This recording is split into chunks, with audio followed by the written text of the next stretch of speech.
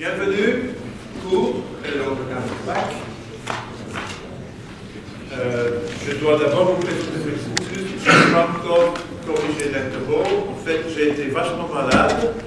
J'ai attrapé le Covid malgré être vacciné. Heureusement, je suis un vieux, donc je suis dans un cas à risque.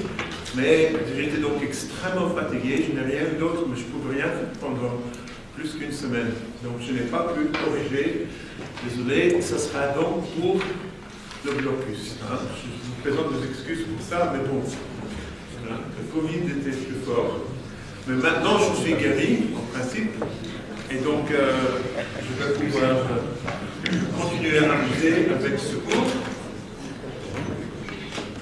Avant de commencer, je vais de nouveau demander un moment de silence pour les Ukrainiens qui se battent toujours pour leur liberté et pour notre liberté. Ils sont extrêmement courageux.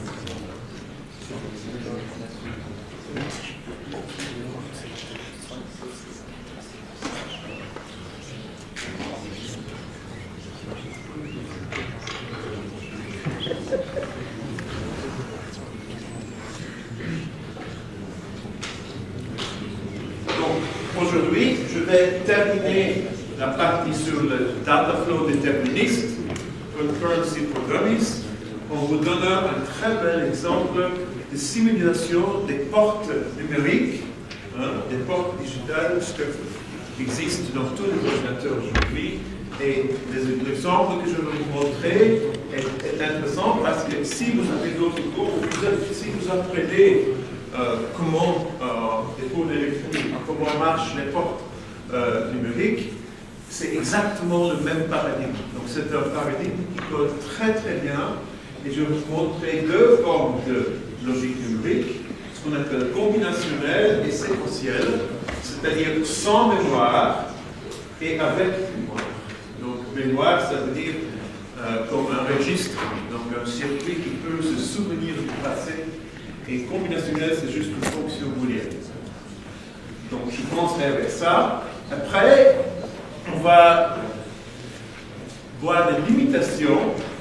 Le data flow déterministe, c'est un très très beau paradigme, le meilleur, mais on ne peut pas toujours l'utiliser. Je vais vous montrer un exemple et j'espère que vous allez comprendre des limitations. Ce sont des limitations, c'est très intéressant. Ça a un rapport de nouveau avec le non-déterminisme. Et il y a des moments où on a vraiment besoin de montrer le non-déterminisme et on ne peut pas le cacher. Il faut le montrer. Ça pourrait vous sembler bizarre, mais je vous montre un exemple d'une application simple, un client-serveur qui a exactement cette propriété. Du coup, on doit étendre le langage noyau et faire un autre paradigme qui s'appelle message passing, passage de message ou programmation multi-agent. Donc je vais vous expliquer comment étendre ça. Bien sûr, on ne pourrait plus utiliser la concurrency for dummies, ça ne marchera plus. Hein, mais on peut faire des applications qu'on ne pourrait pas faire avec le data flow déterministe. Et après, on va aller de programmation multi-agent, et la semaine prochaine aussi. Et après, je vais vous parler d'un langage industriel très intéressant qui est basé sur la programmation multi-agent, qui s'appelle Erlang, et que vous avez déjà utilisé parce qu'il y a plein de logiciels qui contiennent, par exemple, des jeux. Donc, c'est ça qu'on va parler donc après. Mais je vais commencer par vous parler de la logique digitale des portes numériques. On va donc faire un programme qui va simuler exactement un circuit avec de la logique digitale. Et on va faire donc de la logique combinationnelle, on fait ça, et ça s'appelle, et l'autre s'appelle séquentielle, hein, sans mémoire, avec mémoire. Pour faire ça, on va représenter les signaux sur un fil en fonction du temps. Et on va les représenter comme des flows, et les portes logiques vont être des ajouts. Ok, donc pour simuler ça, il faut modéliser, il faut faire quelques approximations, idéalisations. Un vrai porte logique, c'est un circuit avec des transistors, des résistances et d'autres éléments, avec des fils, et il y a des signaux qui passent. Ce sont des éléments actifs, on appelle ça. Donc ça, c'est les vraies portes sont comme ça. Et un signal digital est une fonction de la tension en fonction du temps. Et ça dépend, par exemple, entre 0 et 3,3 volts, ça dépend du processeur, mais typiquement c'est ça, ou ça dépend de comment est faite les portes logiques. Il y en a aussi qui utilisent 5 volts, on voit ça avec l'USB, et en fait on a des signaux en fonction du temps. Ça a l'air très simple, mais en fait ce n'est pas aussi simple, ce sont des signaux assez bizarres parfois, avec des tas de bruit et tout ça. Donc en réalité, il y a beaucoup d'interférences parce qu'on essaie d'aller très très vite. C'est au niveau de nanosecondes et les fils dans un circuit intégré sont extrêmement proches l'un de l'autre, à quelques nanomètres. Donc vous voyez qu'il y a d'énormes interférences. Mais on essaie d'approximer ça avec deux valeurs possibles qu'on va appeler 0 et 1. On va faire une approximation binaire. Et la raison pour laquelle on fait une approximation binaire, c'est que comme ça, on peut, en première approximation, ignorer tous les bruits, les trucs bizarres. Ici, on a un 1, même si ça fait quelques trucs bizarres. Ici, c'est un 0, etc. Parfois, on a des trucs très bizarres, comme ça s'appelle un glitch. Un 1 devient un 0, après ça remonte vers un 1. On essaye d'éviter ça, parce que c'est vachement embêtant. Ça dépend de la conception. Mais bon, je ne vais pas vous parler de la conception de ces portes. On va donc modéliser ces signaux par un stream, par un flow. Et on va modéliser ce qu'on appelle les circuits à horloge, clocked logic. Donc, une porte numérique, donc un signal digital. Normalement, il y a deux valeurs possibles, 0 et 1, mais il y a du bruit, ce qu'on appelle des glitches, des résonances, ringing, ça peut faire comme si il y avait une petite cloche qui sonnait là, ringing et d'autres effets bizarres, mais on essaye de minimiser ces effets pour qu'on puisse approximer ces signaux avec deux valeurs. Et donc une porte numérique a donc une entrée et une sortie qui sont des valeurs comme ça. Et bien sûr, la sortie a un retard par rapport à l'entrée. Si on a une porte, ça c'est une porte E, par exemple. X et Y sont des entrées, Z c'est la sortie. Ici on a un signal. Ici on a un signal, et là aussi on a un signal. Bien sûr, le résultat aura un peu de retard parce que les transistors ont besoin d'un certain temps. Donc on va aussi modéliser ça, le retard. Donc les portes vont être des agents, comme on les a vus, et les signaux, ça va être des flots. On va donc supposer que les signaux sont parfaitement propres, clean. C'est tout à fait raisonnable parce qu'un circuit bien conçu est bien comme ça. On va aussi supposer que le retard d'une porte est 0. Le retard est 0. Après, on va introduire un retard. En fait, le retard, on a besoin de retard pour modéliser la notion de mémoire de registre. Et donc, pour la logique séquentielle, on va ajouter un retard, mais en approximation, on va supposer qu'il n'y a pas de retard. En fait, c'est une fraction de nanoseconde. En général, c'est plus petit que la fréquence de l'horloge.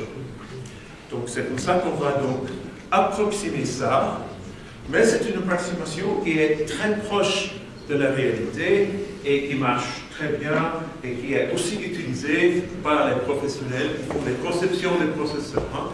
Donc ce n'est pas simplement un jouet, c'est un modèle qui est assez fidèle. Donc un signal, c'est donc un flow, ici A0, A1, etc. Et les valeurs sont 0 ou 1. Et donc on va les numéroter, 0, 1, 2, etc. Et en fait, ça correspond à des moments qui sont cadencés. On appelle ça un circuit à horloge, clocked circuit. Il y a une horloge. Et donc, ce qu'on fait, c'est qu'à chaque pas de l'horloge, toutes les portes logiques prennent leur entrée, calculent la sortie, et après, au pas suivant, ils continuent. Donc, c'est cadencé comme ça. Le fait d'être cadencé comme ça, ça simplifie beaucoup la conception de circuits numériques très complexes comme des ordinateurs. Donc, ici, on a donc un stream qui montre donc chaque pas d'une horloge. On peut supposer que c'est une horloge de plusieurs gigahertz maintenant, ce n'est pas un problème. Et donc à chaque instant, il y a donc une valeur. Okay? Donc on va modéliser ça comme ça. Ici par exemple, ici on va avoir 0, là on a un 1, là on aura un autre 1. Vous voyez, donc ça, on peut modéliser ça comme un stream. 0, 1, 1 de nouveau, 0, 1. Vous voyez que ici on a quelque chose de propre, le vrai signal est extrêmement sale. C'est assez incroyable que ça marche, parce qu'il essaye de pousser, les constructeurs essayent de pousser la vitesse et la densité au maximum. Donc le signal est assez sale, mais ça reste suffisamment propre pour que ça donne un comportement bien, si on regarde ça. Donc, il y a un certain nombre de circuits qui sont définis, qui sont standardisés. Ça s'appelle des portes numériques, des logic gates, avec des entrées et des sorties. Il y a un porte non, porte et ou exclusif, par exemple, avec des symboles standardisés. Vous le voici. Et à chaque fois, il y a des entrées et des sorties. Pour une porte non, la sortie est l'inverse de l'entrée. X est 0, Z, la sortie c'est 1. Pour une porte et, la sortie est 1 seulement si les deux entrées sont 1, sinon la sortie est 0. Pour la porte OU, il faut l'un ou l'autre, et pour le OU exclusif, il faut l'un doit être 1 et l'autre 0. Pour que la sortie soit 1. Donc ça, c'est typiquement les portes classiques. Et on va les représenter comme des agents. Et je vais donc vous expliquer le code pour ça. Et attention, on a l'impression, quand on voit ça, on a l'impression qu'une porte logique est une fonction booléenne. Une fonction qui prend deux valeurs booléennes, 0 ou 1, qui renvoie une valeur booléenne. Mais c'est une fausse idée. Une porte logique n'est pas une fonction booléenne. Une porte logique est une entité active qui prend un flow comme entrée, pas une seule valeur, un flow, une séquence, et la sortie est aussi une séquence, et ça fait un calcul, c'est actif. Dans les circuits, c'est alimenté, on lui donne de l'énergie et cette porte va activement calculer la sortie. Donc c'est beaucoup plus qu'une simple fonction booléenne, c'est une entité active. Et je vais vous donner quelques exemples. Ici c'est l'exemple d'une porte E, mais je vais vous montrer ça avec le code.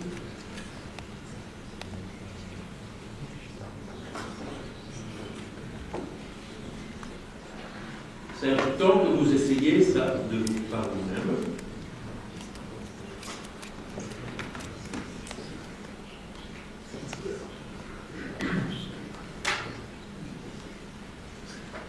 voici une porte E.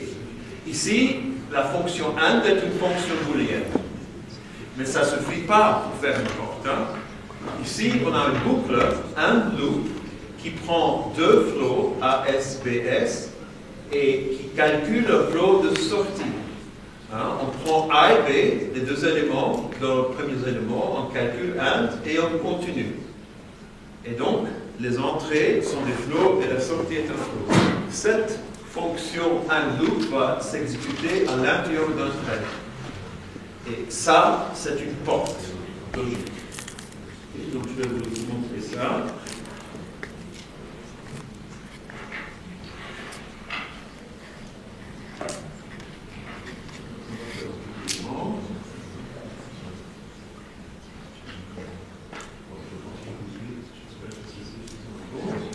Donc, on voit donc X, Y et Z, les trois flows. X et Y sont les entrées et Z, c'est la sortie. Et maintenant, je peux donner des entrées. Je peux dire par exemple X égale 1,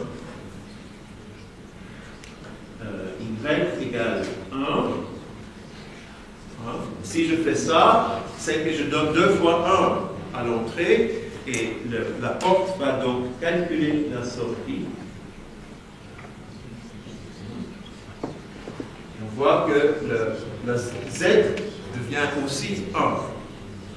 Et je peux donc, avec ça, continuer, je vais faire un certain nombre de...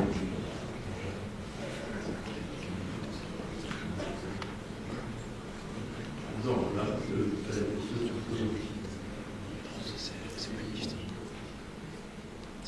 si je fais les deux, un certain nombre d'entrées comme ça, la box va donc calculer les sorties. Et vous voyez les sorties 1, 0, 1, 0, 0, 0, qui arrive. Donc à chaque fois qu'il y a une entrée, à un moment donné, la sortie va être calculée au même moment. Donc les entrées,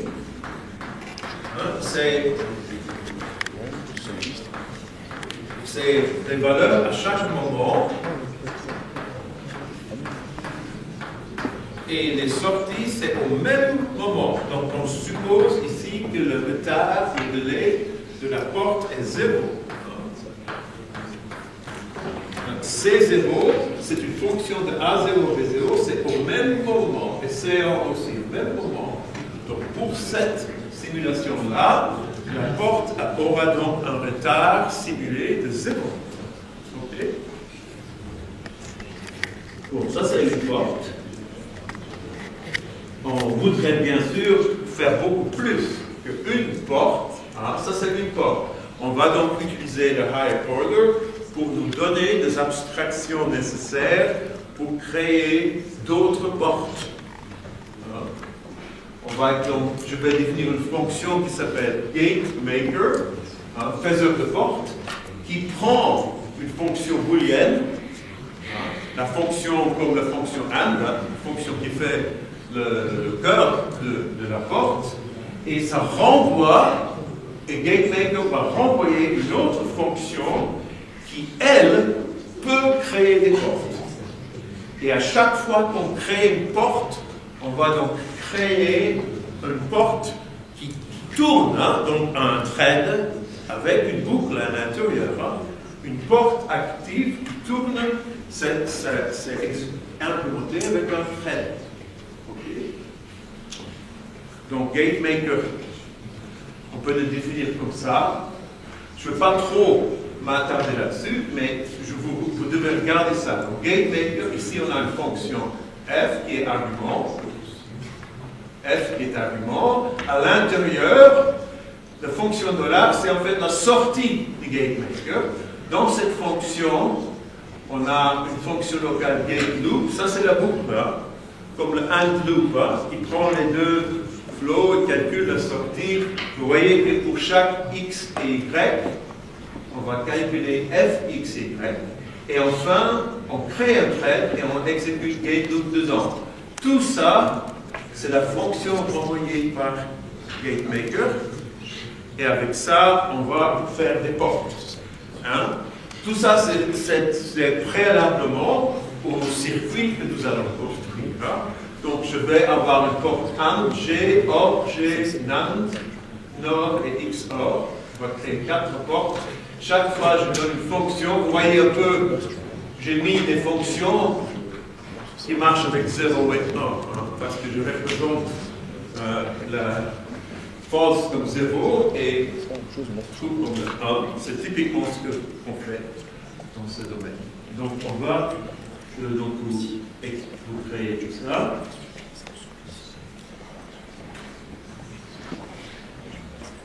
Je vais donc mais l'inverse, c'est qu'après, nous allons faire des exemples. Je voudrais vous montrer quelques exemples réels de portes de choses que nous allons faire.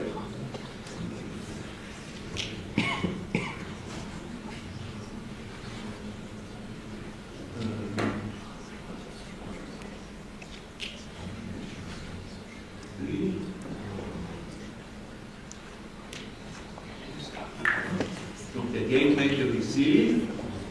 Vous voyez que c'est du beau higher order. Fun. Hein? C'est pas mal. Et là, les portes. Hein? En fait, je vous ai parlé de AND, OR et XOR, OR ou exclusif. Mais il y a deux autres qu'on utilise souvent, c'est NAND. C'est la même qu'AND, mais on fait une négation à la sortie. Donc, on peut faire un AND, et à la sortie, on va faire la négation. On marque ça avec un petit cercle comme ça. Ça, c'est la porte NAND, not AND, et il y a aussi NOR, not OR. Donc, ça, ce sont des portes extrêmement utilisées parce qu'il s'avère qu'avec des transistors, il est très facile de faire des portes NAND et NOR, plus facile que les autres. En fait, hein. Donc beaucoup de circuits sont en fait construits avec des NAND et des NOR.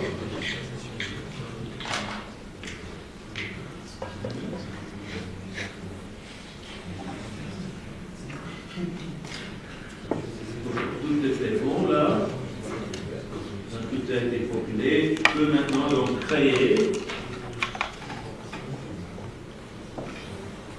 porte AND, ZS égale AND, gate, XS, YS.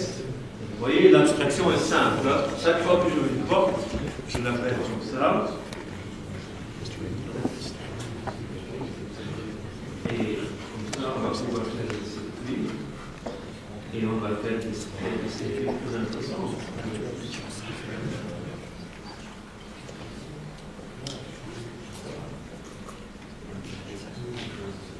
Et ça, c'est comme avant. En fait, vous voyez, en fait, c'est la même chose qu'on avait fait avant. Hein. On a XS, ZS et ZS. Hein. Si je prends ça, XS et YS, en principe, ça donne le même résultat qu'avant. Hein. Mais là, c'est plus simple. Pour ça, on va pouvoir faire des circuits avec beaucoup de portes. Ok? Tout ça, c'est une introduction. Voilà, je vous ai expliqué les principes de population et les opérations de base. Maintenant, on va passer à la logique combinationnelle. Dit combinationnel parce qu'on ne fait pas, on fait abstraction de tout délai, tout retard. On suppose que toutes les portes ont un retard 0 et la sortie est une simple fonction de l'entrée. Les circuits n'ont aucune mémoire. Okay? Tout se passe au même instant. Donc une porte, c'est combinationnel déjà. Hein? Une porte est ici, il n'y a pas de mémoire à l'intérieur. Le résultat est une fonction, à chaque instant, est une fonction des deux entrées. Donc une logique combinationnelle fait la même chose, mais avec des circuits beaucoup plus complexes. Et bien sûr, il y en a une énorme quantité de circuits comme ça dans un processeur. Alors, si vous tapez ça sur Google ou Wikipédia, vous allez voir une énorme nombre d'exemples de ça. Je voudrais juste vous donner un exemple très intéressant qui s'appelle un full adder. En fait, une des choses importantes qu'on fait, c'est des additions des nombres en binaire. Et un full adder permet de faire des additions de un chiffre. Donc, je vais vous expliquer comment ça marche. Un full adder, et on va donc le créer avec des portes.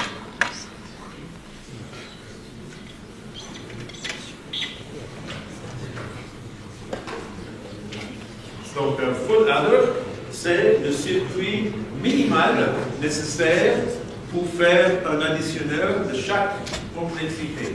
Si j'ai un nombre binaire,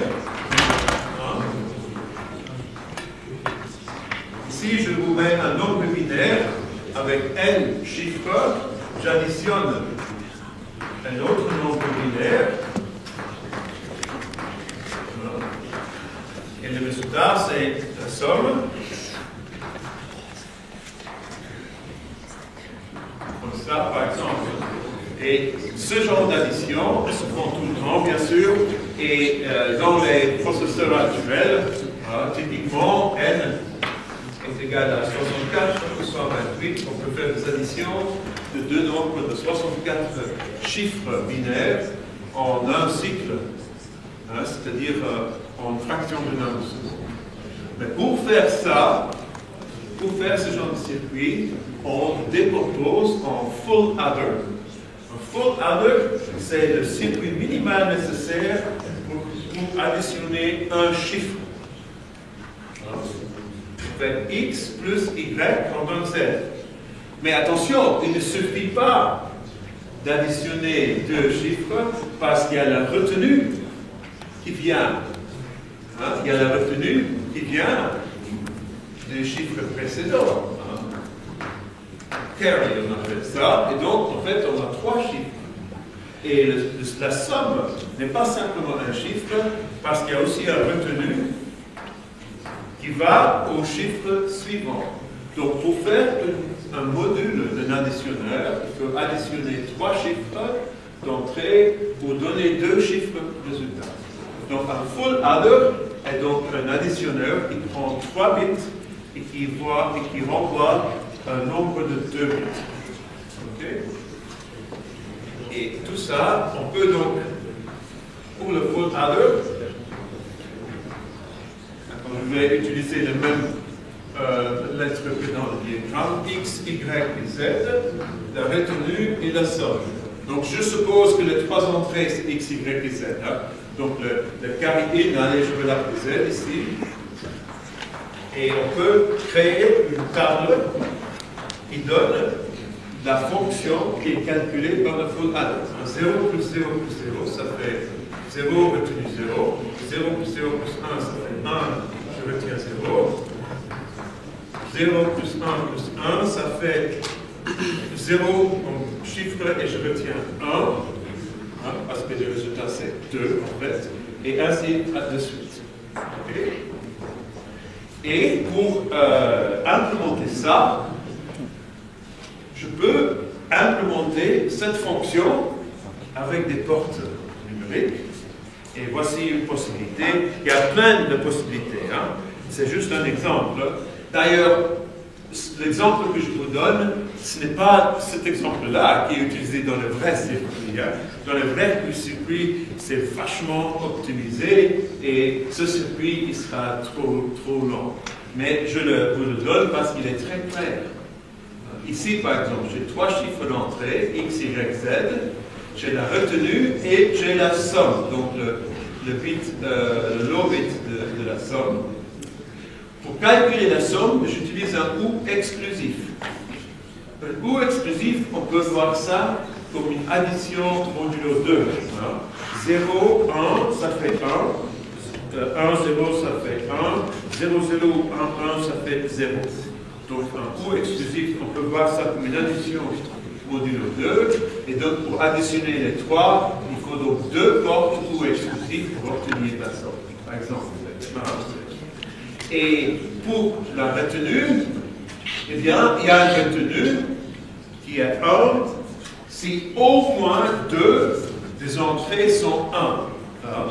1, 1, 1, 0, 1 ou 1, 1, 0. Il faut au moins 2 entrées qui sont 1 pour qu'il y ait une retenue de 1, et c'est ce qu'on fait ici. Donc, où x et y, cette porte E va regarder x et y, la deuxième porte E va regarder x et z, la troisième porte E va regarder x et z, pardon, y et z et x et z.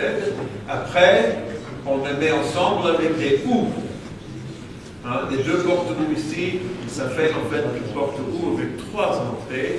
Si au moins 2 des entrées sont 1, le sortie c'est 1. Donc ça, c'est un full adder. Et on peut donc créer ça. Je peux donc créer un composant à 5 arguments qui s'appelle full adder, x, y, z, c, s, et j'appelle les fonctions. Vous voyez que toutes les variables sont des fils, en fait, des wires, des fils dans le circuit. Et dans le modèle, ce sont des flots. Okay, donc on va, je vais donc calculer ça.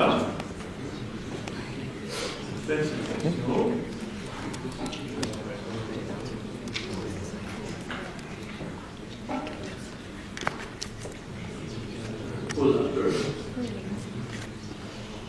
Après ça, on va faire un additionnaire. D'abord, on fait ça comme ça. Full adder, x, y, z, c, s. Donc il y a 5, c'est un composant avec 5 fils qui sortent. À l'intérieur, je vais suivre les notations à gauche, A, B, D, E et F. J'ai créé des variables locales. Après, on a A égale 1, G, 2, X, Y,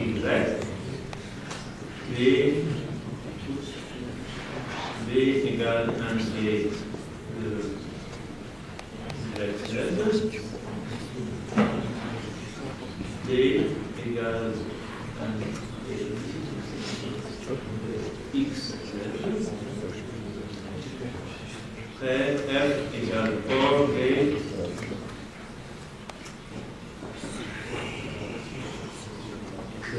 B et D. Et C égale 4, G de A et F. C'est cette porte-là dont on calculait la retenue. Et maintenant, on va calculer la somme. E égale X de X, Y. Et S égale X de E et Z. Voilà. Ça, c'est donc un full adder, si je n'ai pas fait d'erreur. Ça va? Il n'y a pas d'erreur là? On peut maintenant additionner les choses. Je vais créer un full adder. X, Y, Z, C, S.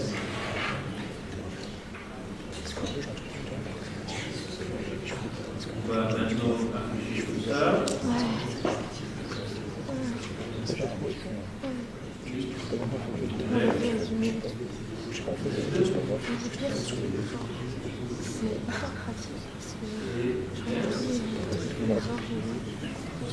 Si j'ai bien fait, on va voir si je fais plusieurs.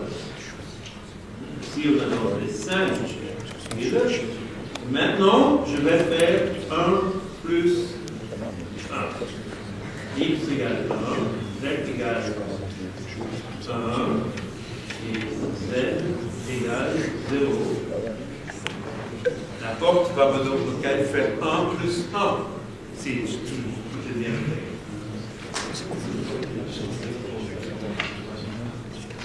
Et j'ai la retenue qui est 1 et la somme est 0. Donc ça marche. J'ai fait 1 plus 1 égale 2. C'est pas mal, hein?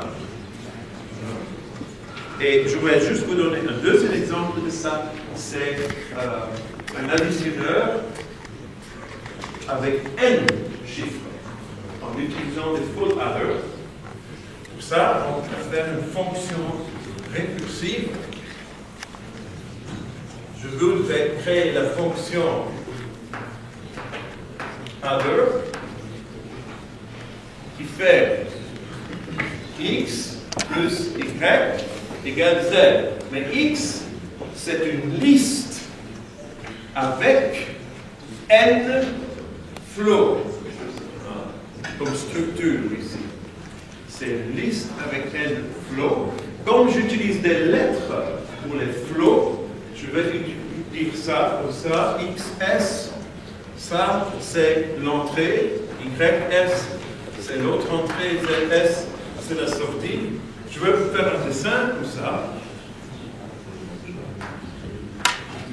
Donc il y a x n-1, y n-1 jusqu'à x0, y0, ça fait z0, zn-1, ça c'est le adder.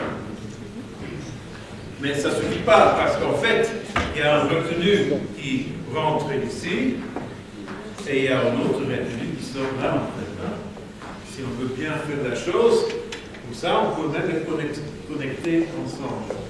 Et donc, il ne suffit pas de voir ça, il y a aussi un C-in et un C-out. Okay.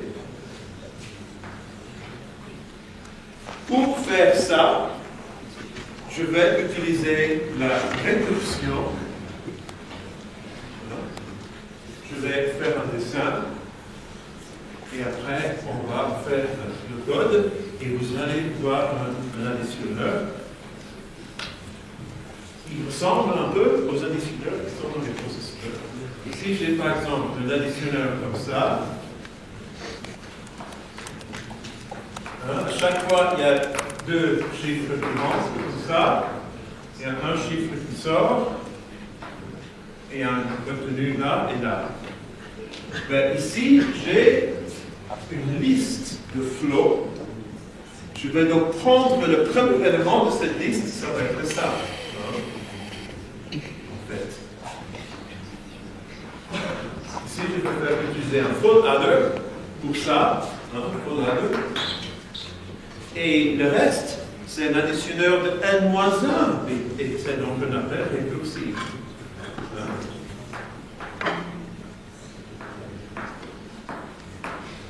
Ici, il y a la retenue qui sort.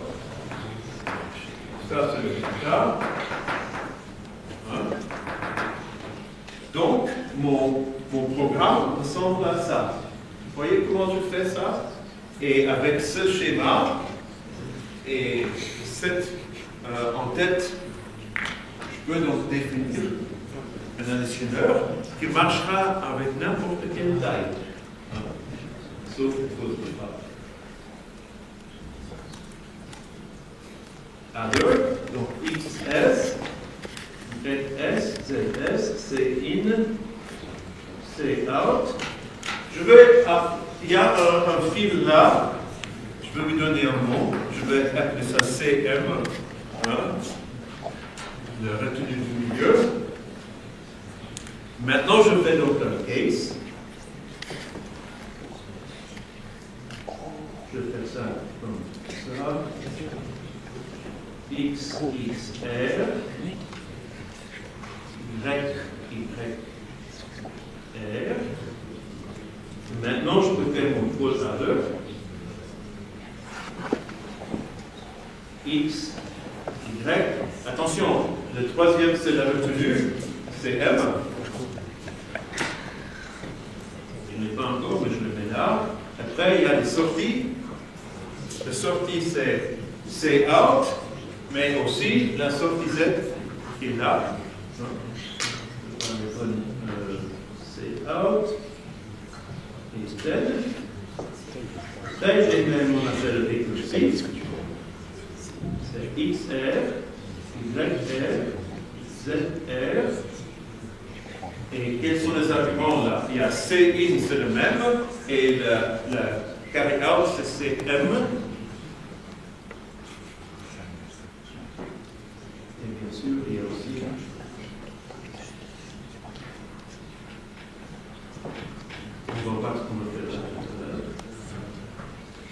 Ça, c'est un peu le schéma, ce n'est pas encore complet. Vous voyez, avec cette procédure, je peux donc créer des additionneurs avec un nombre de bits arbitraire. Ça dépend de la longueur de la liste que je rentre. Ça utilise un full adder, est-ce que les arguments sont corrects? X, Y, C, M, C, S, ok. Les adders, c'est X, Y, c'est R, c'est in, et le out, c'est CM. Je dois bien sûr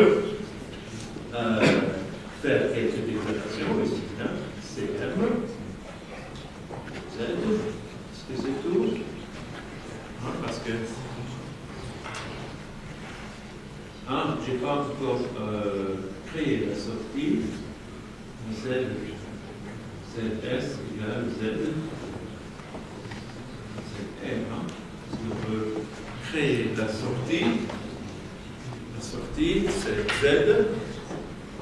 Et ça c'est ZR. Ça c'est ZS. Hein. Ça va comme ça. Ici, ça c'est un cas intéressant. Dans le canil, c'est un additionneur de 0 bit.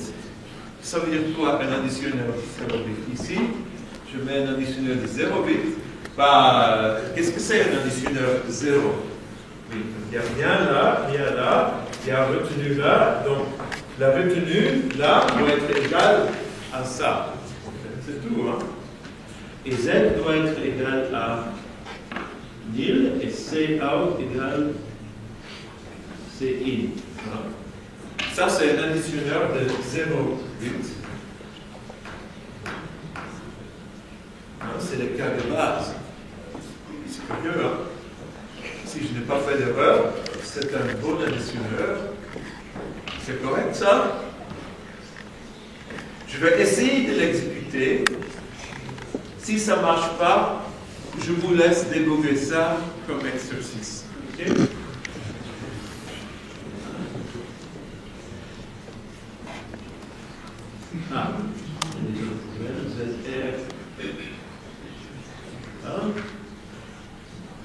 Bon, ça.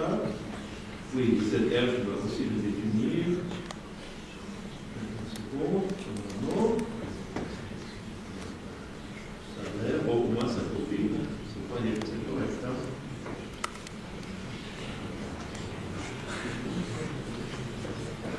Bon, on va faire un petit exemple. On va faire, allez, je ne vais pas faire 64, mais des additionneurs de 4 bits.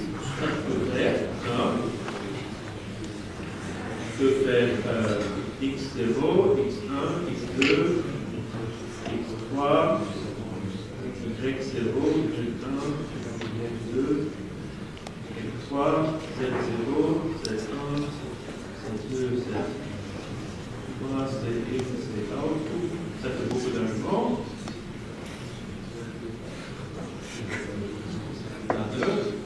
Allez, je vais le faire dans ce ordre-là. X3, x2, x1, 0. 3, x2, x1, 0. Z3, z2, z1, z0. C in, C out. Allez, je vais faire les graphes maintenant.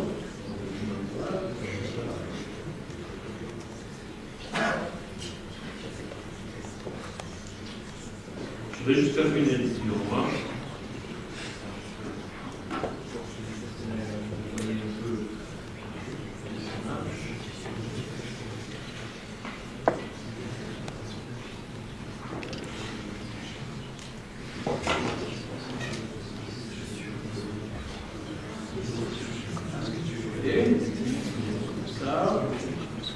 Pour le C in et le C out, je vais mettre le C in et le 0.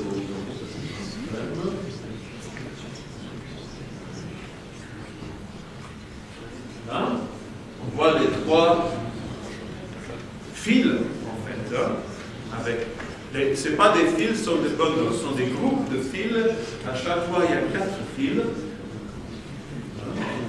Si je fais x3 égale 1, 2 égale 1, x1 égale 0, x0 égale 0. Ça, c'est un nombre binaire. 1, 1, 0, 0, ça fait 12. Hein? Et on va faire y3 égale 0. Y2 égale 1. C'est juste pour faire une addition. Y0 égale 0, 1. Ça fait 0, 1, 1, 1, ça fait 7. Hein? Je vais donc faire 12 plus 7. Hein? Je pense qu'il faut quand même afficher cette A.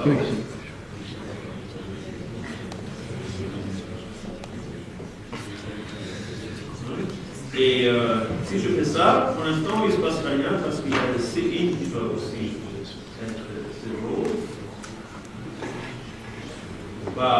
C'est le moment de vérifier maintenant. Est-ce que c'est le résultat correct?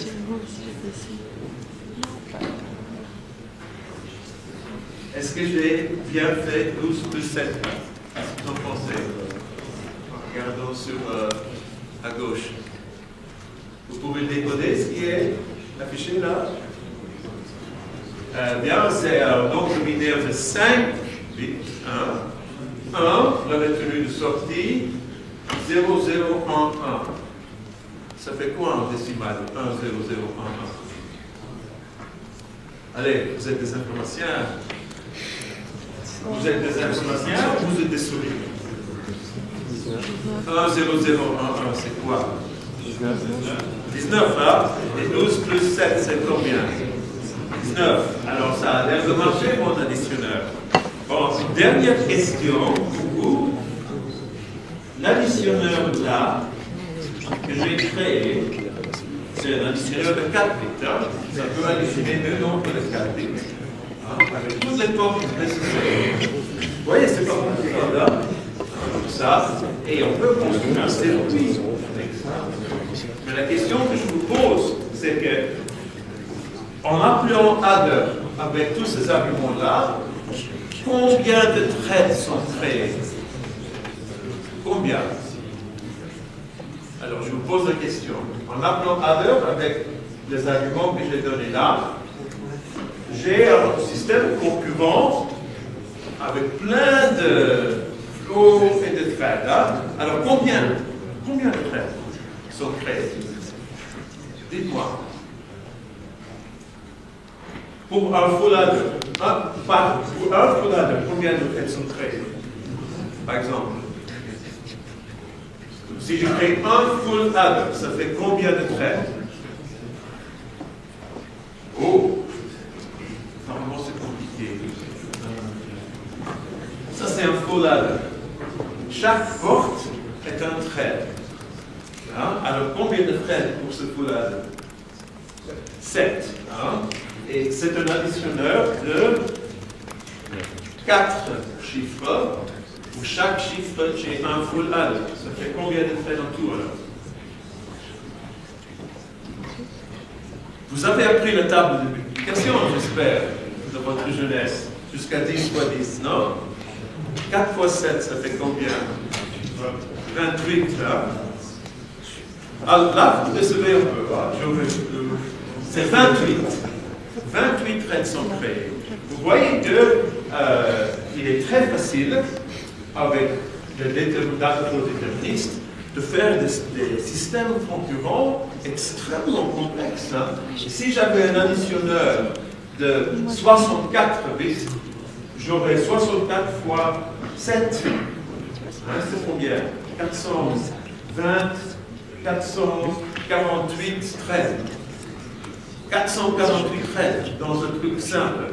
Et je peux pas m'arrêter là, je peux aussi faire des multiplications, par exemple, faire des multiplications, et d'autres circuits. Vous voyez que la concurrence dans le modèle d'algèbre déterministe est vraiment quelque chose d'évident et simple.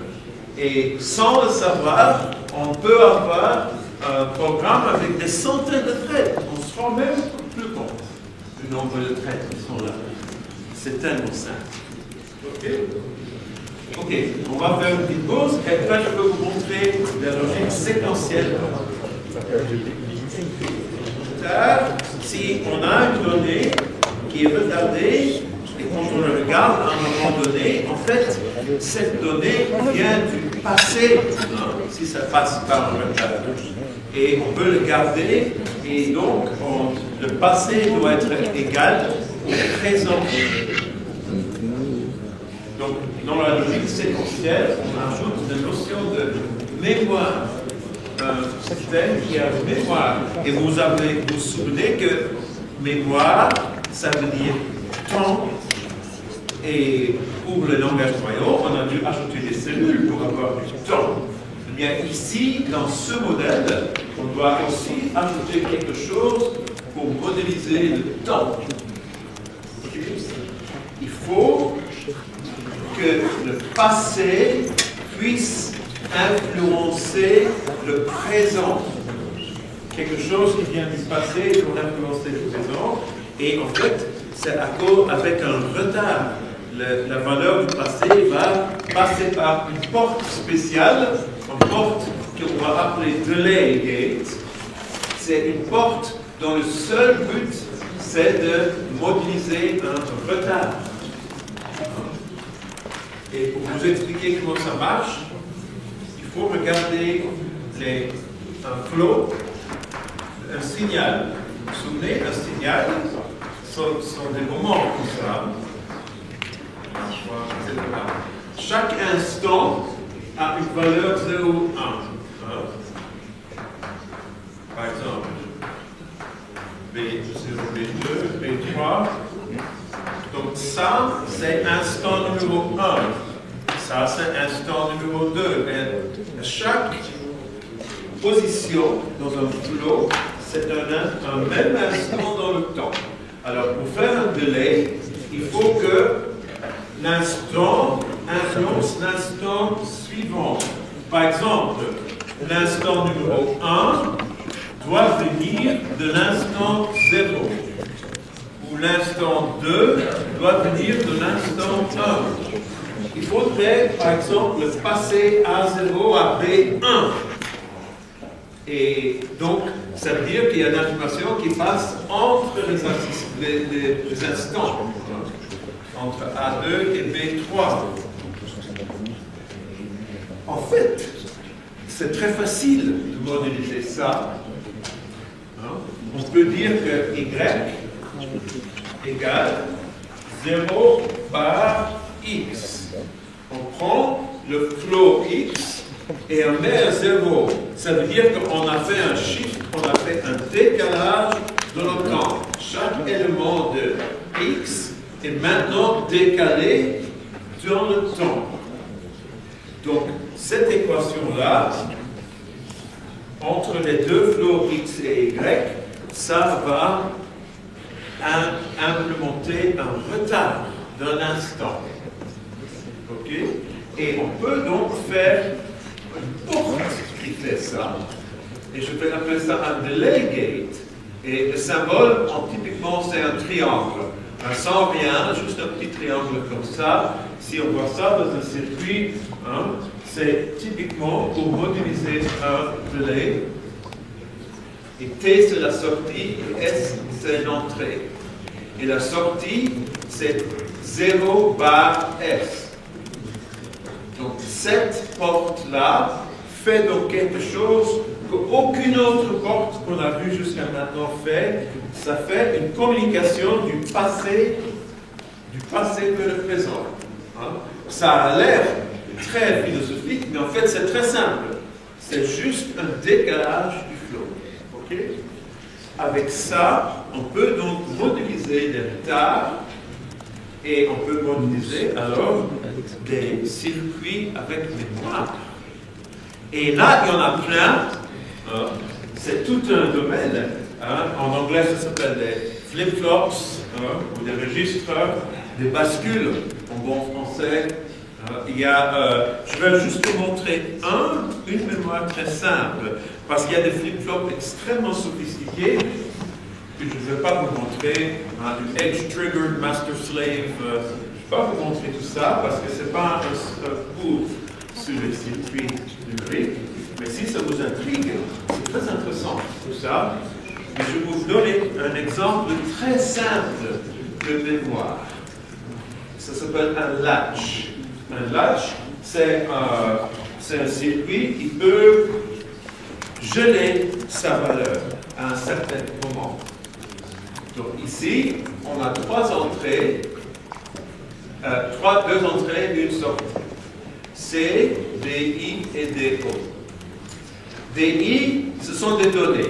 0, 1, 0, 0, 1, qui changent arbitrairement. Et DO, c'est les données qui sortent. Et si la valeur de C est égale à 0, on voit que E est égal à 1, B est donc égal à DI, on voit aussi que A est égal à 0 et DO est égal à DI. Donc si C est 0, alors la sortie va suivre exactement l'entrée. D'accord? Vous voyez ça? Je vais mettre...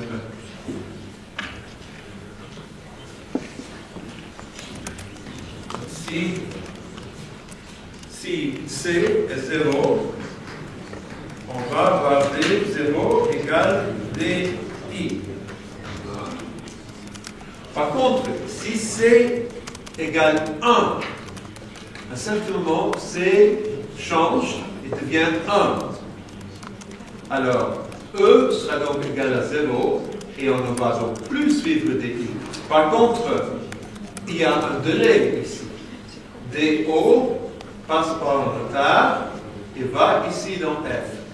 Ça veut dire que si C est égal à 1, la valeur sera gelée à la sortie de l'instant précédent. Vous voyez? En fait, on gèle la sortie.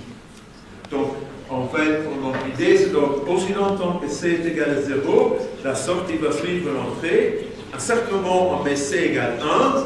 À partir de cet instant, la sortie va être gelée à sa dernière valeur. Parce qu'il y a un boucle ici. Le délai, ici, ça va donner la valeur précédente. Il passe à D0. Et donc, à chaque fois, à chaque instant de l'horloge, il y a un boucle et la sortie sera donc gelée. Ça veut dire que si on met C à 1, on va garder en mémoire la dernière sortie. Et si on met C de nouveau à 0, alors on oublie et on continue de nouveau à suivre l'entrée. Vous voyez? Donc on peut utiliser ce circuit comme une sorte de mémoire et qui est déclenché par C. C, j'appelle ça le clock input. Ça vous dit quand est-ce qu'on va se souvenir de l'entrée. Et on peut implémenter ça, et après on peut voir comment ça marche. Donc je vais vous faire ça. Je vais vous montrer ce circuit. Et vous allez voir que ça fait une mémoire. Je vais d'abord définir le délai. Donc le délai est avec une entrée. Qu'est-ce que j'avais là? S. Ça c'est le délai. On va simplement faire un décalage. Chaque instant de l'entrée sera mis un instant suivant dans la sortie. Et maintenant, on peut définir le latch. De nouveau, c'est un composant avec des arguments C, D, I, D, O, 3 flots de nouveau. Je vais suivre les lettres qui sont là, F, A, B et E.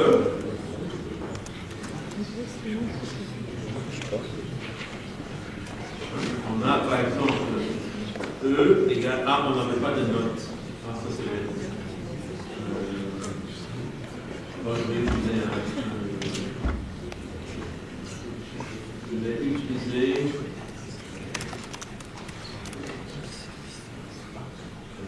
Ah, c'était. Il y a un âme, je vais utiliser un âme. C'est C. Ça fait la même chose que ça. G égale A, E égale I. F égale délai. F, c'est le délai, c'est ça? Okay. Donc F, c'est la sortie, mais décalée dans le temps.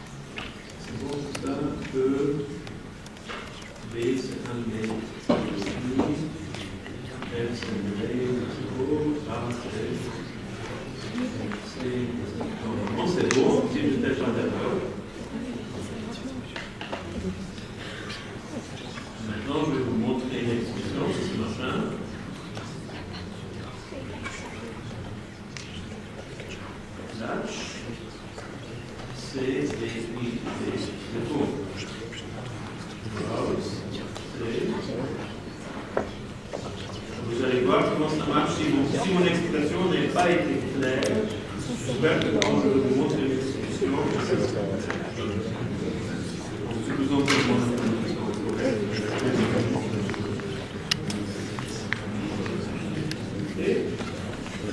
on a C, D, I et des zéros. Donc, d'abord, on va faire un DI. On va dire DI, c'est l'entrée qui change. Et on va plus ou moins suivre ou pas. Ça, c'est D. Maintenant, il y a C. Si C est 0, si C est 0, alors DO sera égal à DI. Donc je vais d'abord commencer par un certain nombre de C qui sont 0. À ce moment-là, la sortie doit être 1, 1, 0, 0, 1. S'il n'y a pas d'erreur dans mon code, ah, ça marche. Je suis vachement soulagé. 1, 1, 0, 0, 1. Vous voyez, la sortie suit l'entrée. D'accord? Et si maintenant je mets ça, si je mets C à 1, ce ne sera plus le cas. Si je mets C à 1, la sortie va suivre, va rester gelée. Ok? Indépendamment de l'entrée. Donc plus suivre l'entrée, il sera gelé. Regarde, donc là, le C là, c'est 1, 1, 1, 1. Vous voyez que la sortie, c'est maintenant toujours 1. Même si DI est 0, 1, 1, 0, la sortie c'est 1, 1, 1, 1. D'accord? Donc aussi longtemps que C est égal à 1, la sortie ne bougera plus. Et si je remets C égale 0, je vais faire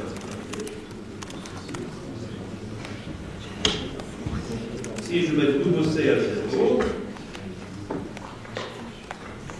alors la sortie va de nouveau suivre l'entrée. Vous voyez qu'à partir du moment que C est 0, 0, 0, 0, la sortie est de nouveau 0, 1, 0. C'est juste au moment que C était 1, 1, 1, 1 que la sortie sera toujours la même que l'ancienne 1. Donc la 1 sera figée. Vous voyez, donc le C, c'est donc une manière de figer la sortie. Ok? Vous voyez comment ça marche? Ça, c'est typiquement un latch. C'est un circuit qui peut geler aussi longtemps qu'on veut une entrée. Ça va? C'est clair? Et ça marche à cause du délai. Et donc, bien sûr, dans les processeurs, il y en a plein de trucs comme ça parce qu'il est clair que la mémoire est super importante. Ça, c'est juste un bit qui est stocké là, mais il y aura des milliers, des millions de trucs comme ça dans un processeur.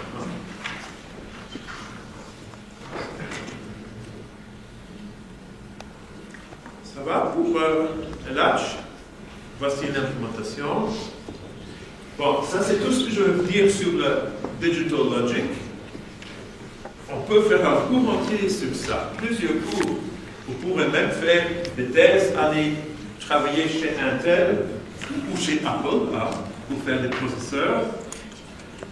Mais là, je ne viens de toucher un petit bout de ce domaine-là.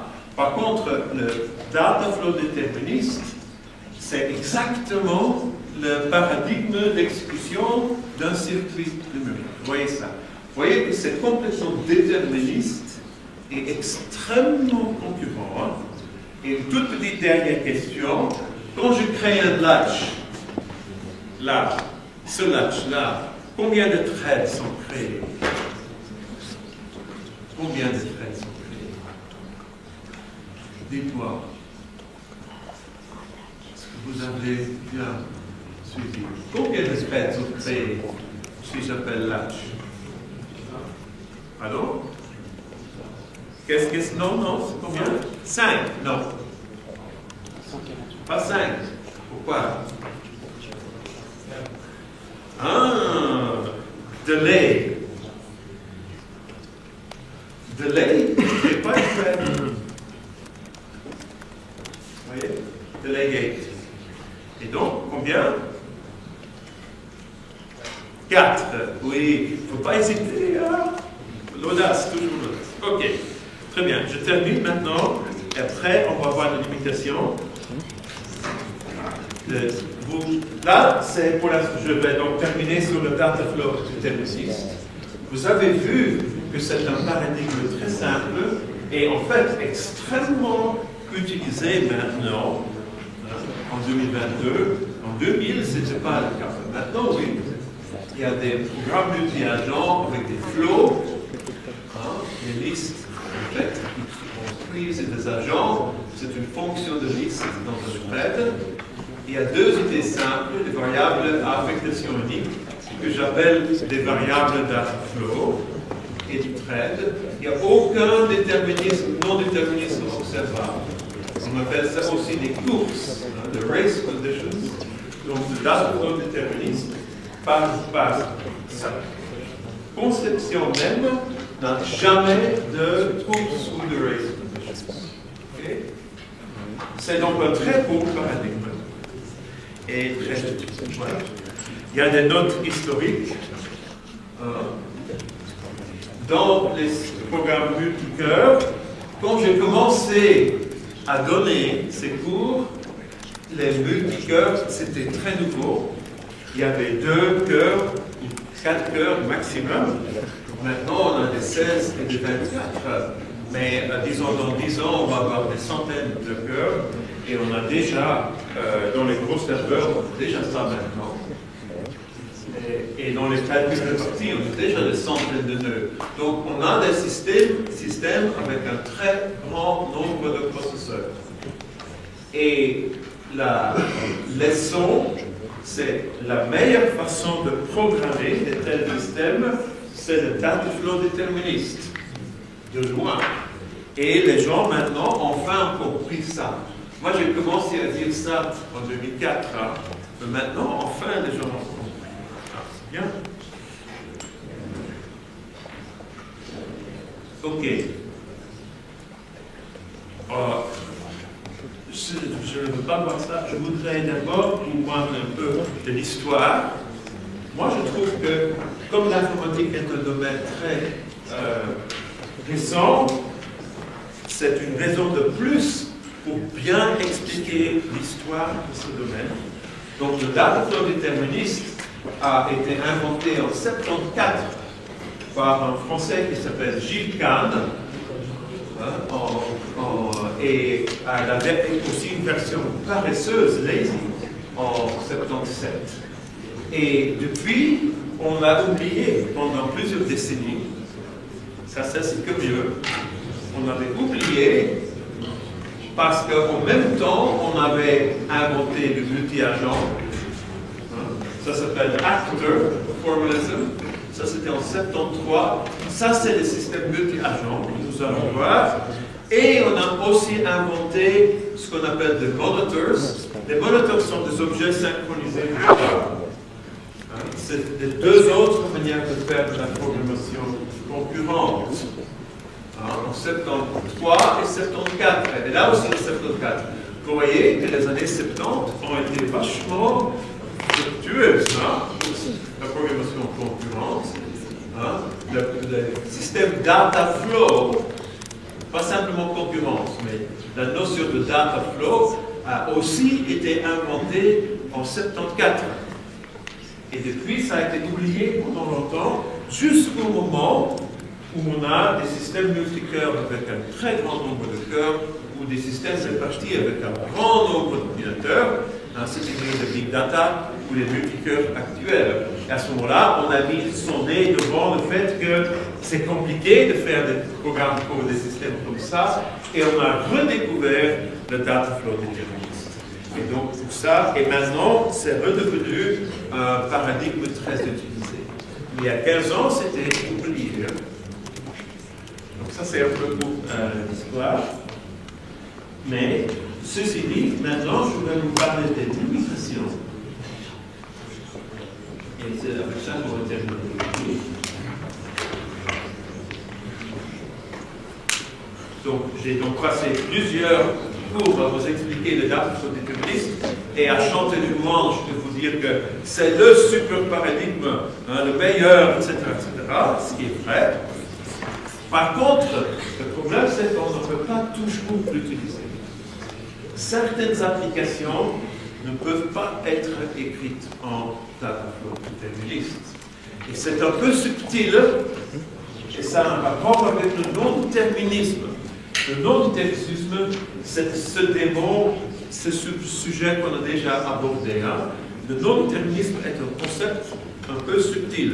Donc il faut réfléchir un peu et essayer de comprendre ce cas. Et donc, certaines applications ne peuvent pas être écrites en data flow déterministe. Et pour ces applications-là, on va faire ce qu'on appelle une multi-agent program. Okay? Et je vais d'abord vous montrer la grande limitation. Et ça a un rapport avec le non-déterminisme. Vous vous souvenez ce que c'est le non-déterminisme? Ce sont des décisions faites à l'extérieur du programme. Donc que le programme est obligé de suivre. Le data flow déterministe ne peut pas être utilisé quand le non-déterminisme doit se montrer. Il y a des cas où on doit montrer le non-déterminisme, ça doit être visible, et dans ce cas, on ne peut pas utiliser le data flow déterministe. Ça peut aller très abstrait. Je vais vous donner un petit exemple très simple qui montre ça. Et cet exemple s'appelle un client-serveur. Donc, je vous parle de client-serveur. Le client-serveur est une application vachement utilisée. Tout le monde l'utilise tout le temps. C'est une des applications les plus utilisées sur l'Internet. Les applications client-serveur. C'est un ensemble de clients qui parlent avec un serveur. Simple. Chaque client envoie des messages au serveur et il reçoit des réponses. Donc sur l'Internet, maintenant, c'est ubiquitous, c'est partout. Hein? Tous les magasins, tous les commerces sur le web sont des clients serveurs. Hein? Un des plus connus clients serveurs, c'est Amazon. Si un client, vous achetez, c'est Amazon. Je pense que la plupart des gens ont déjà fait ça. Hein?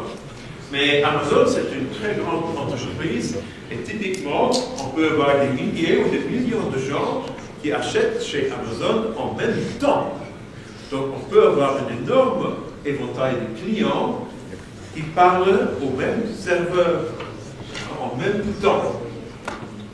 Et chaque client fait sa commande et les autres font leur commande. Et ils parlent au même serveur Amazon. Alors, cette application, on ne peut pas l'écrire en data flow déterministe.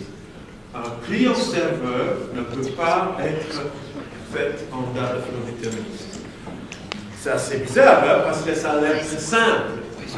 C'est très simple, le client-serveur. Hein? Beaucoup de clients avec un serveur. Et on a fait des trucs très compliqués. Hein? On fait des additionneurs avec des centaines de threads sans problème. Mais le client-serveur ne peut pas être fait. Alors pourquoi? Et c'est ça que je veux essayer vraiment de mettre le doigt dessus. Pourquoi? Voici un client-serveur, un typique schéma. On a un client et un serveur. Chaque client a un lien vers le serveur. Chaque client peut envoyer des messages au serveur et recevoir des réponses. Qu'est-ce qui peut être plus simple que ça? C'est très simple et c'est très utilisé. Il y a par contre une demande quand un client envoie un message, il faut qu'il reçoive la réponse rapidement. Donc, quand un serveur reçoit un message, il fait un calcul local, il renvoie la réponse immédiatement. Hein? Ça veut dire que chaque client doit avoir une réponse rapide. Hein, c'est clair. Je fais une commande chez Amazon, le serveur fait un calcul, il calcule le prix, le paiement, il m'envoie une réponse. Ça doit aller vite, il n'y a aucune raison que ce soit lent. Okay? Ça, c'est la demande principale. Mais avec cette demande, on ne peut pas le faire en data flow déterministe. C'est très, très intéressant de comprendre pourquoi. Bon, on va essayer de le faire. Vous allez voir ce qui cloche. On va essayer d'écrire un client-serveur en data flow déterministe. On va faire un truc très simple. 2 clients et un serveur. Le plus simple, 2 clients et un serveur. Voici le code du serveur. Chaque client a un flow, un stream qui connecte le client au serveur. Et le serveur va lire ça. S1, S2, qui vient de client 1 et client 2. Et après, il y a un case. Par exemple, on va lire M1 de S1, on va traiter M1, après on fait l'appel récursif avec T1, S2. Ou on lit M2 de S2, le message du client 2, on va traiter 2 et on fait l'appel récursif. Donc il y a du code pour traiter chaque client. Okay? Le problème, c'est que ce code ne marche pas. Pourquoi ce code ne marche pas? Pourquoi ce code ne marche pas? Je vous donne un exemple simple dans le cas. Si S1 envoie un message, ça va marcher. Par contre, si S2, client 2 envoie un message, et client 1 n'envoie rien, ce code ne va pas répondre. Parce que le case est une instruction déterministe. On est en data flow déterministe. Ça veut dire que le case va traiter les patterns l'un après l'autre, de façon déterministe. Donc il attend d'abord un message de S1 avant de faire quoi que ce soit.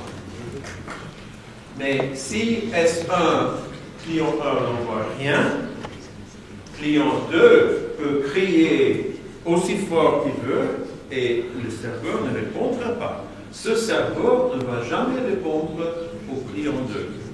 Ok. Allez, voici un autre exemple. Donc, ici, on fait dans l'autre sens. On va d'abord regarder un message qui vient de S2 et après, dans le deuxième pattern, le message qui vient de S1. Dans ce cas-ci, si le client 1 envoie un message et le client 2 n'envoie rien, le premier pattern va bloquer, va continuer à attendre. La seule manière où on va d'un pattern à un autre, c'est que si on peut jamais, s'il y a négation, si on ne peut jamais répondre à ça. Donc ce serveur ne va jamais répondre au message du client 1. Ok. Je vous montre un troisième essai. Un serveur qui va, peut-être qu'il suffit de recevoir un message de chaque client. Ici, par exemple, S1, S2, j'ai M1, M2. Et on reçoit un message M1 du client 1, M2 du client 2, et on traite les deux. Mais ça ne marche pas non plus. Pourquoi ça ne marche pas, ça? Vous voyez, il y a des cas de figure où ça ne marche pas. C'est bizarre, c'est comme on essaye de faire le code, mais à chaque fois le code, je trouve une façon de ne pas marcher. Dans cet exemple, si le client 1 n'envoie jamais de message, le client 2 ne sera jamais traité non plus. Parce que le serveur doit recevoir un message de chaque client ici. Et si un client n'envoie rien et l'autre envoie un message, eh bien, le deuxième message ne sera pas traité. Le serveur demande deux messages pour rien. Alors, quel est le problème? Ça a l'air bizarre. Est-ce que c'est un problème avec les cases là? Parce que le case attend un pattern. Mais non, c'est un problème très fondamental. Le problème, c'est le case attend pour un pattern. Parce qu'on a un système déterministe. On ne peut pas attendre deux patterns et faire un choix. Un choix, c'est le non-déterminisme. Avec la même entrée, le case doit donner le même résultat. C'est déterministe. Donc le case attend un pattern à la fois. Mais le serveur ne peut pas marcher avec ça. Un serveur doit attendre deux patterns en même temps. Il doit attendre ou un message du client 1 ou un message du client 2 et il ne sait pas lequel. L'un des deux cas va arriver. Il y a donc un choix qui lui est imposé par le monde extérieur. Le client qui envoie le premier message, ce n'est pas le programme qui décide, c'est le monde réel qui décide. C'est le client qui décide.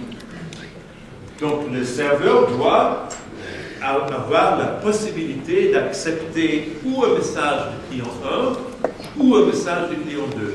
Mais en data flow déterministe, on n'a pas cette possibilité. On ne peut faire qu'une chose, on ne peut pas faire des choix comme ça.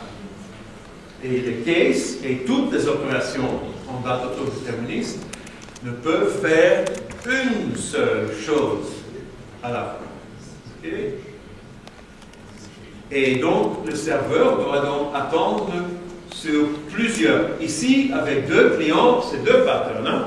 Mais avec Amazon, le serveur peut attendre sur des millions de clients. Et n'importe quel client peut envoyer un message à n'importe quel moment et le serveur doit l'accepter. Okay? Et lequel qui envoie est décidé en dehors du programme. ça veut dire que l'exécution est non déterministe, essentiellement non déterministe. Dans un client-serveur, l'ordre de l'envoi des clients est une chose décidée par le monde extérieur, pas par le programme. Et du coup, le programme est obligé d'être non déterministe. On force le programme. Il doit suivre un message qui vient du monde extérieur. Okay? Et ça, c'est une chose qu'on ne peut pas faire en data flow déterministe. C'était la force, en fait, de data flow déterministe. J'avais expliqué ça comme une force, mais il y a des moments où on doit être non déterministe. Okay? Donc, c'est quelque chose qui est un peu subtil. Donc, il faut, je vous résume, le non-déterminisme, ça veut dire qu'il y a un choix qui a été fait en dehors du contrôle du programme. Et c'est ce qui arrive dans les clients-serveurs, parce que le choix, c'est l'ordre des messages du client. Quel client envoie en premier? Ça dépend des humains, ça dépend du réseau, le travel time, combien de temps le message passe dans le réseau, ça dépend de plein de choses. Mais toutes ces choses sont à l'extérieur du programme. Et on ne peut pas l'éviter. C'est inhérent. Tout client-serveur est par sa nature même non déterministe. C'est la nature d'une application client-serveur d'être non déterministe. Parce qu'il y a plusieurs clients. Avec un seul client, ce ne sera pas intéressant. Et il y a une condition, un requirement, une condition. Le serveur reçoit chaque message, fait le calcul local et renvoie son résultat immédiatement, très vite. Ça veut dire qu'on n'a pas le droit de retarder la réponse pour que le serveur reçoive un autre message. Comme dans l'exemple où il devait recevoir 2 messages. S'il reçoit le message du client 1, il n'a pas le droit d'attendre un message du client 2. Ça peut prendre des jours, le message du client 2, ou même okay. Vous voyez ça? Donc, il y a des moments où on doit être non déterministe. Et pour surmonter ça, on doit ajouter quelque chose au langage. On doit ajouter un concept, tout comme l'état. Vous voyez qu'à chaque fois qu'on ajoute un concept, c'est quelque chose de fondamental. C'est pas quelque chose du oui, un mode. Non, c'est quelque chose de fondamental qui doit être ajouté. Ici, on doit ajouter une opération qui peut attendre sur plusieurs choses en même temps et qui peut prendre le premier qui arrive, qui est donc non déterministe. On doit ajouter une opération non déterministe au langage. Okay? Et je vais vous montrer 2 solutions. Et la deuxième solution, ça va être multi-agent. Mais la première solution, c'est intéressante, parce que ça vous montre un peu la solution la plus simple. Je vais ajouter une fonction wait2 avec 2 arguments, x et y. Et cette opération a une sémantique suivante. Wait2 va renvoyer 1 ou 2. Si x est lié, wait2 peut renvoyer 1. Si y est lié, wait2 peut renvoyer 2. Si les deux sont liés, on peut envoyer 1 ou 2. Et on doit, si l'un ou l'autre est lié, on doit revenir. On doit renvoyer les deux. Et donc, si x est lié, on a 1. Si y est lié, on a 2. Donc le wait2, c'est une fonction non déterministe. On l'appelle, il y a quelques fois ça renvoie 1 et d'autres fois ça renvoie 2. C'est non déterministe. Okay.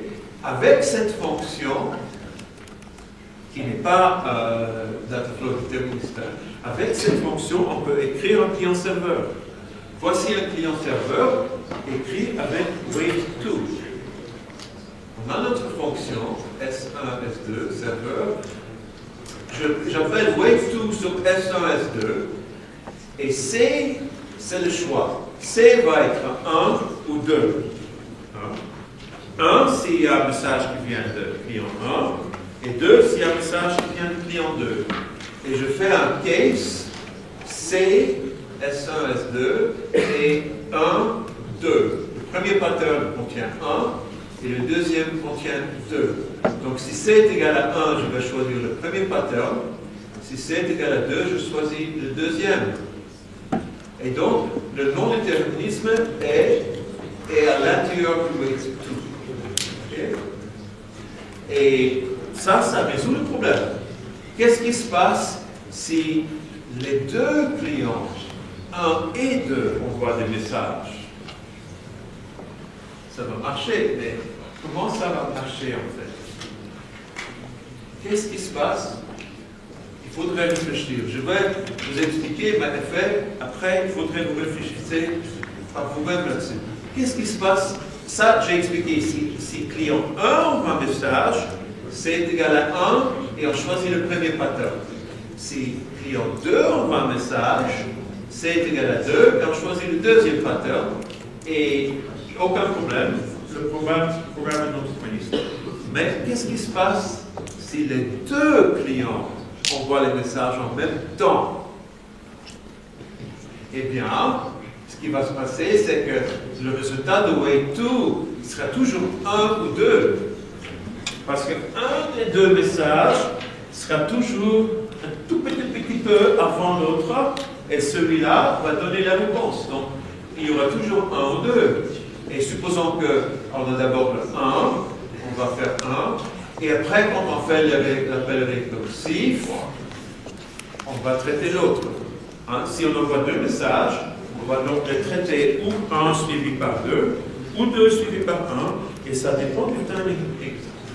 Mais ça marche. Okay. Ça va? Avec wait2, on peut donc résoudre le problème avec les clients serveurs. Mais maintenant, je vais vous passer un peu de l'ingénierie des langages. Wait2 n'est pas une bonne solution, en fait. Hein, ça marche, okay, mais ce n'est pas scalable. Ça ne marche pas avec beaucoup de millions de clients, c'est un peu difficile. Supposons qu'on a des millions de clients.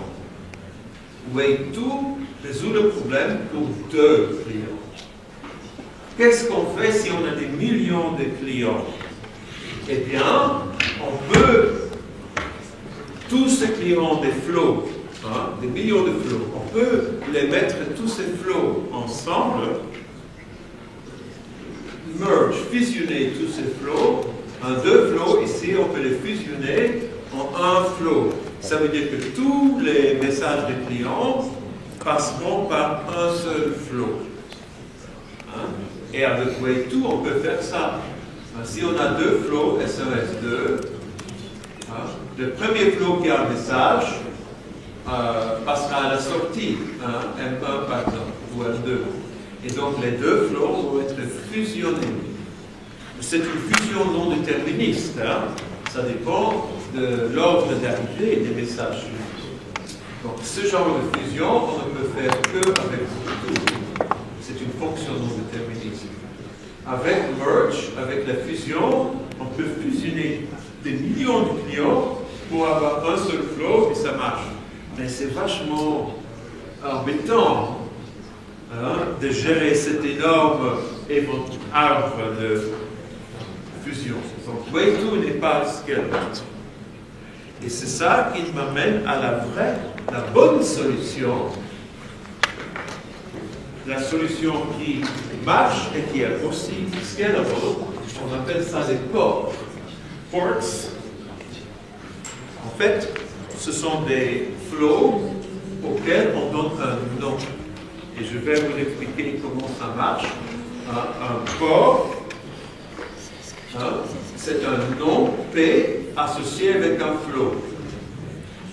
Donc, on a un flow de messages et on va donner un nom à ce flow. Et si on envoie un message au nom, alors le message X sera ajouté au flow. Et comment est-ce que ça va résoudre le problème? Si on a 1 million de clients, chaque client envoie un message au nom du port et le message va apparaître sur le flow. Et du coup, tous les messages vont apparaître sur le flow et le serveur peut les lire l'un après l'autre. Mais c'est non déterministe, hein, parce que l'ordre des messages, ça dépend de qui fait les scènes en premier. Hein. Ça ne va pas disparaître le non-déterminisme. Tous les messages de tous les clients passent sur le même flow dans un ordre quelconque. Hein, c'est toujours non-déterministe. Et avec ça, on peut donc résoudre le problème.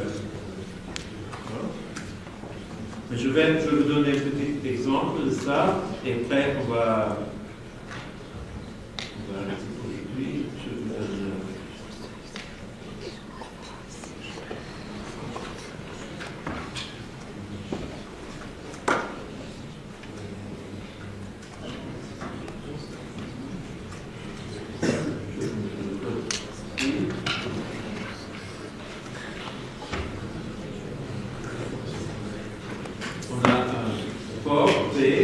et un flow S.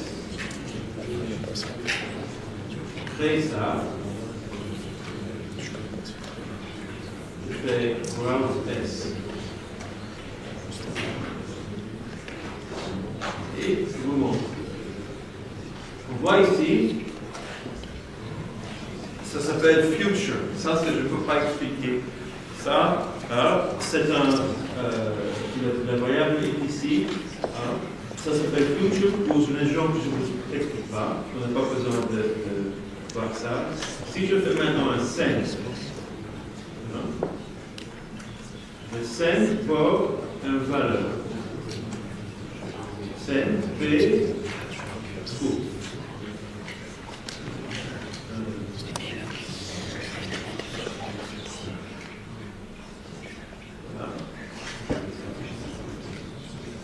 Vous voyez que foo apparaît sur le flow. Si je fais send P bar apparaît sur le flow. Alors, si j'ai un thread,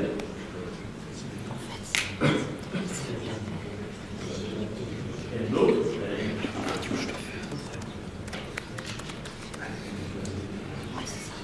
et les deux threads vont faire un send sur le port. Alors, premier et second vont apparaître sur le flow. Mais dans quel ordre? Qu'est-ce que vous en pensez? Dans quel ordre est-ce que premier et second vont apparaître? Est-ce que ce serait d'abord premier et après second? Ou pas? Parfois, ou jamais, ou... Eh bien, ça dépend de l'ordonnanceur. Hein? Ça dépend de quelle scène est exécutée en premier. Notre ordonnanceur ici utilise des tranches de temps, donc la plupart du temps, il va choisir le premier. Mais ce n'est pas toujours. Hein? Si on a premier second. Si je fais par exemple, je retarde le premier thread de 10 millisecondes, c'est possible. Il y a un problème de réseau, un problème dans le système d'exploitation qui fait que le premier thread est retardé. Bien, à ce moment-là, le deuxième va s'exécuter avant le premier. Donc, second, premier. Vous voyez que l'ordre des messages n'est pas sûr. Ça peut être un ordre quelconque, c'est non déterministe. Okay? L'ordre d'arrivée des messages ici est non déterministe. Les scènes des ports, ce n'est pas une opération déterministe. Ça dépend de à quel moment le scène est exécuté. ça dépend de l'ordonnanceur, ou ça peut dépendre du réseau. Si le scène est exécuté sur notre ordinateur, ça peut dépendre de beaucoup de choses. Si le scène est exécuté dans un client, ça peut dépendre de quand est-ce que l'être humain appuie sur le bouton qui fait la commande d'Amazon, s'il attend des secondes ou pas. Et donc, on voit que le flow va bien voir tous les messages, mais dans un ordre un peu arbitraire. Et vous voyez donc que cet ordre est non déterministe. Vous voyez que les ports concentrent le non-déterminisme. Ok. Ok. Je pense que je vais arrêter là. Je pense que ça fait assez de choses pour une journée. Et on va faire des tours intelligents.